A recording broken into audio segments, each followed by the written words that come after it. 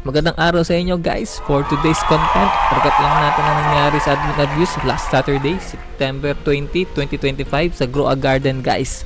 Kaya kung gusto niyo ng ganitong content, feel to follow and subscribe sa mga social media accounts ko. And kaya wag na natin patagalin pa ito. Let's do this guys.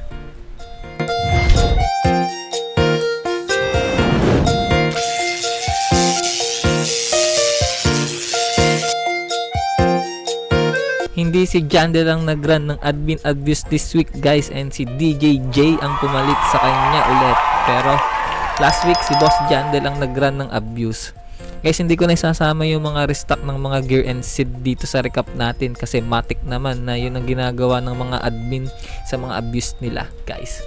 Medyo late ulit nag-run ng abuse si DJ. Hindi ko lang alam kung bakit. And wala tayong bubuksan na seed pack this time kasi wala naman seed pack na nilabas this event.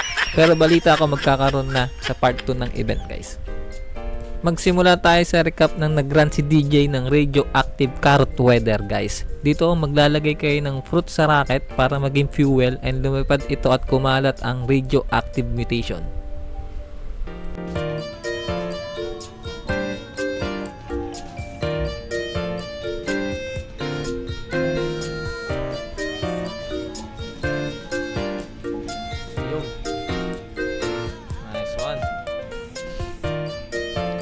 Active.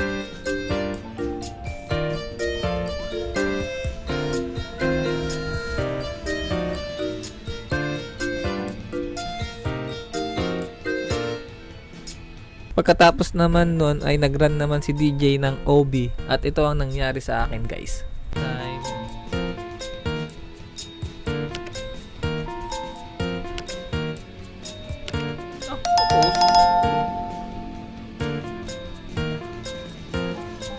Naglan ng OB.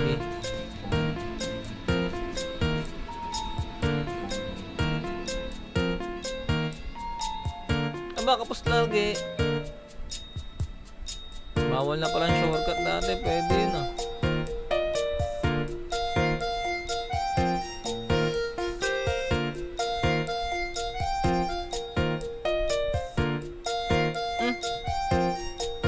Hindi ko ata magagawa guys.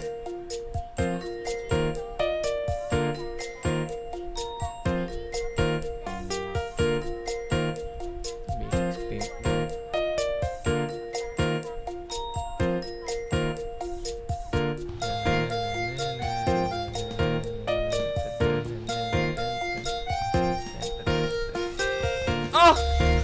Nalaglag ako! Walang yamo. Nalaglag ako. Ano ba tayo tumalag?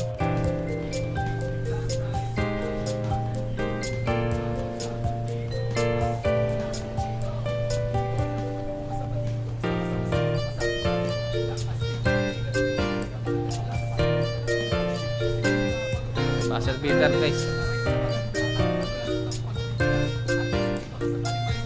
Nakaharang si ano eh. Hindi ko kita. Patay tayo dyan. Hindi ko kita. Ang daya. Hindi ko kita. Nakaharang si Jandel. Nadaya tayo dun.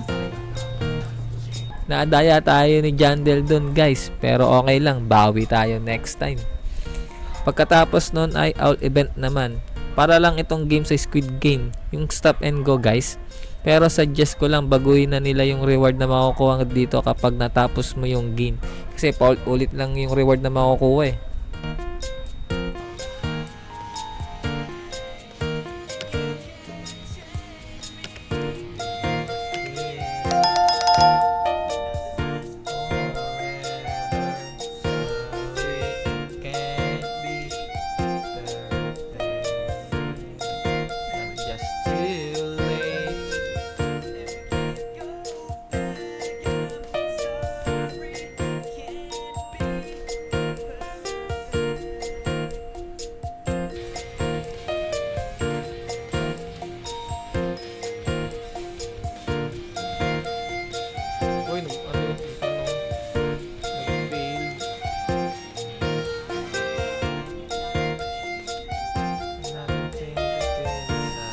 Kalagitnaan nung admin abuse guys, dumating si Boss Jandel and dalawa silang nag-admin abuse.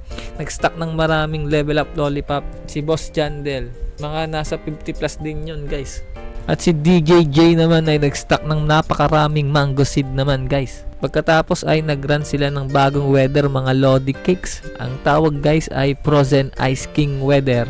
Pwedeng magkaroon ng Sub-Zero mutation ng mga fruit nyo. Plus, kapag nag-alay kayo ng 5 mutation fruit, ay magkakaroon kayo ng exclusive seed na ang pangalan ay Frostbite Seed. At dito nyo lang makukuha sa weather na ito.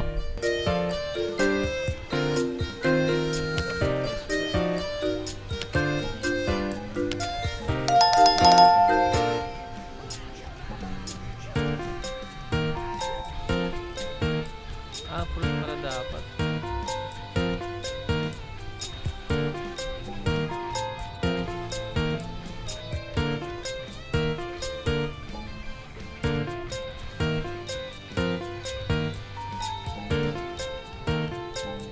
Tinutulungan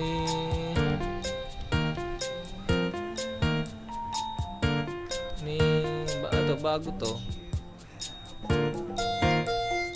Sub-Zero. You have rewarded Frostbite Seed. Oh! Pagkatapos naman nun ay nag-run sila ulit ng bagong weather guys. Ang tawag ay Chocolate Weather. Ayaw ni DJJ sa weather na ito, pero sa akin okay lang kasi mahilig ako sa chocolate guys.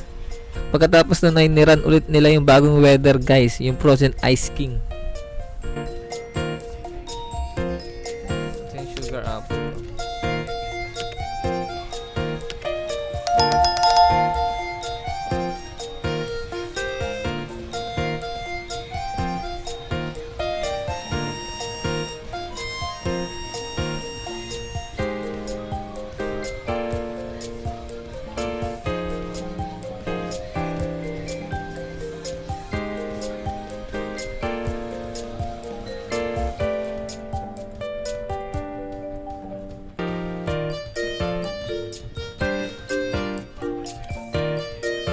Tapos ay nag-run ulit sila ng owl event at ito ang nangyari sa akin guys.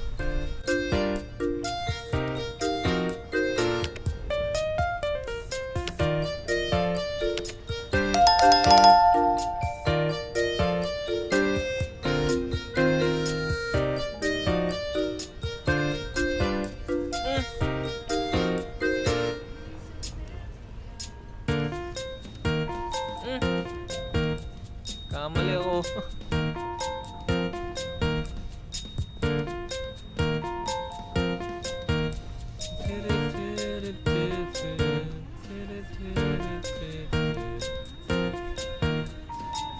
Ah!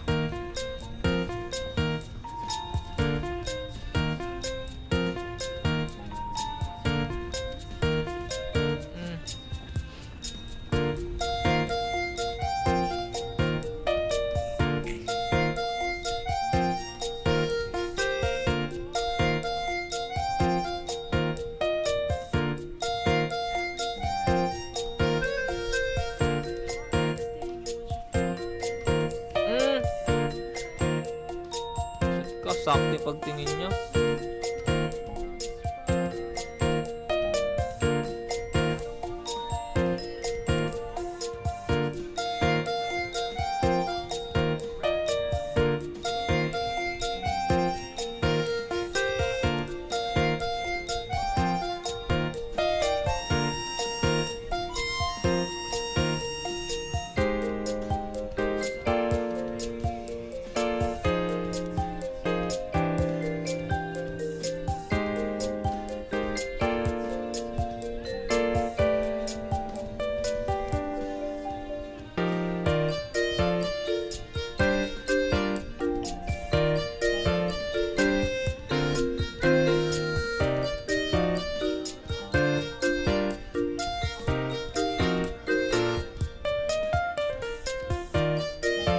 Pa pala, kala ko buzzer beater ako eh.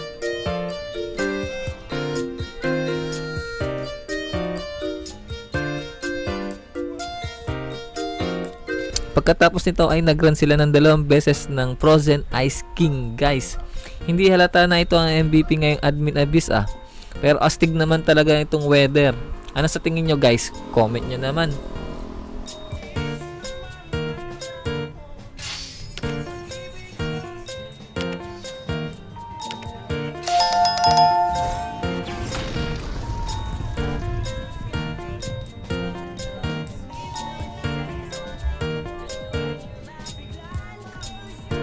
Tapos ay nag-run sila ng missing pet guys. Hahanapin yung pet na nasa picture. Tapos makakakuha kayo ng random egg kapag nahanap nyo yung pet.